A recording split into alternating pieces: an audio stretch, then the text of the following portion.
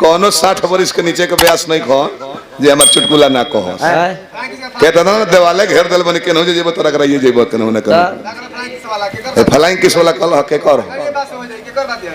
हो को कल जे थिए में बास हो जाई रिमझमो नहीं रहता ना पर कलर नहीं कैसे तरपन को मन लाज तनको नहीं खला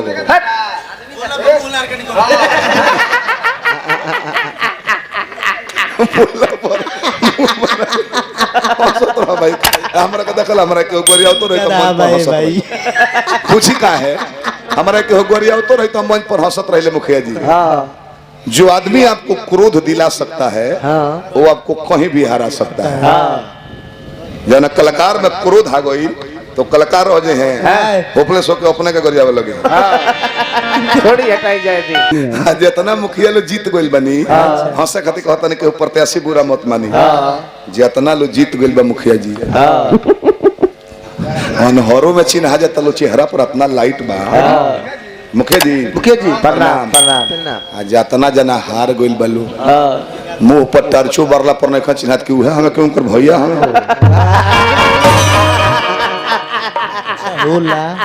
बाप रे काउंटिंग के दिन हम गई रहनी जया काउंटिंग होता है तो हमने कहता कुल प्रत्याशी से राय रहला वीरेंद्र राय जी क्यों से हमने के झगड़ा थोड़े बा गांवों में गाय खइया हर द्वार पर जाए के बा 17 जना एक हो बोरा माला लेके बैठा रहे एक हो बोरा माला और बीर लेके आ केहू ना कहे कि हारो तनी सब है उम्मीदे में बा रवा जी पंडित जी का हाल बा निकलता छोड़ा ना जजमानी में जीत जाए हम अच्छा जादू जी राउर जादू जी को ना दिलो तो हुकुमो करे बेबरी हारब तो रवा जी तो मैं अति परिवार से बनी राउर का स्थिति बा कहले कि छोड़ा ना हम तो कहिए के जीत गइल बनी रवा जी भितरिया बहाना ई कहतर के हमर भितरिया उठबा रवा हमें हर भाई अब रोकाई केहू से तो गिनाई तो बुझा जाई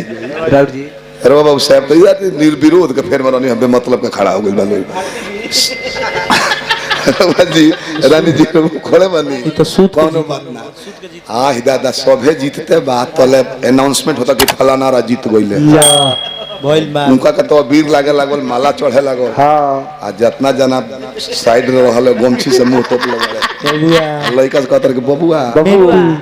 माला वाला बोरा खोली है मो काहे इहो पूंजी बुड़ल बोलती अधोदा में लौटावली